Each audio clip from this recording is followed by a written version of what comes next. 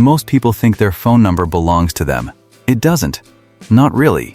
For 30 years, a chip smaller than your fingernail has been the only thing standing between you and losing your entire mobile identity. Your calls, your texts, your carrier access. Even the two-factor codes that unlock your bank account, all of it gated behind one tiny piece of plastic you've probably never looked at twice. And now, phones are removing it completely. No tray, no tool, no card to swap. But when the card disappears, does your control disappear with it? This is Simple Things analysis, where ordinary questions turn out to have extraordinary answers. Let's get into it. Most people think a SIM card stores their phone number. That's only part of the story. Your SIM card doesn't just hold a number. It holds proof of who you are on the network. Every time your phone connects to a mobile tower, it isn't your device that gets recognized, it's your SIM. The card carries a unique identity code that tells the carrier, this person has an account, this person has a plan, this person is allowed in. Without it, your phone is essentially a stranger. It can connect to Wi-Fi, it can run apps, but the moment it needs the mobile network calls, texts, mobile data, it hits a wall. The network doesn't know who it's talking to. Think of it less like a storage card and more like a passport. The phone is the traveler. The SIM is the document that gets it through the gate. That reframe matters, because once you see it as identity rather than hardware, everything else in this story starts making a lot more sense. Here's something most people don't know. Before SIM cards existed, your phone number didn't travel with you. In the early days of mobile networks, your account was tied directly to the handset itself. The number lived inside the device. If the phone broke, replacing it wasn't as simple as moving a card. You had to contact your carrier, go through a process, and essentially negotiate the return of your own identity. The SIM card changed that in one move.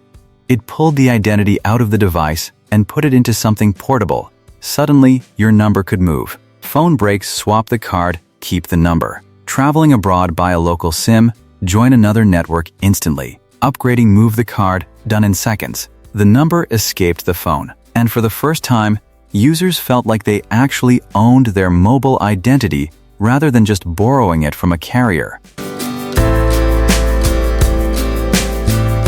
For decades, SIM cards kept shrinking. Credit card size to mini, mini to micro, micro to nano, each generation cutting away more plastic while keeping the identity chip intact. But here's the twist: nobody talks about the very thing that once solved the portability problem slowly became a new one. Phone designers were running out of room. Every millimeter inside a smartphone is a negotiation. Batteries need space, cameras need space, cooling systems need space, and the SIM tray with its slot, its spring mechanism, its small opening in the body of the phone was taking up real estate that engineers desperately wanted back. That opening also broke the seal. Every SIM tray is a potential entry point for water. Foldable phones couldn't fit a standard tray cleanly. Smartwatches had no room at all. The SIM card had liberated identity from the device. But now, the physical card was holding the device back. Something had to give. So engineers built the eSIM, a SIM chip soldered permanently into the phone's hardware. No tray, no card, no opening in the body. Your carrier profile gets downloaded digitally, usually by scanning a QR code, and the identity chip never leaves the device. More space, better water resistance, instant activation from anywhere in the world. Switch carriers without visiting a store. Run two numbers on one device simultaneously. We're not just replacing a technology. We're replacing one type of freedom with another, and they are not the same thing. A physical SIM gives you physical control. Phone dies in an emergency, pull the card, drop it into any other phone, and you're back. No internet needed. No verification step. No carrier app.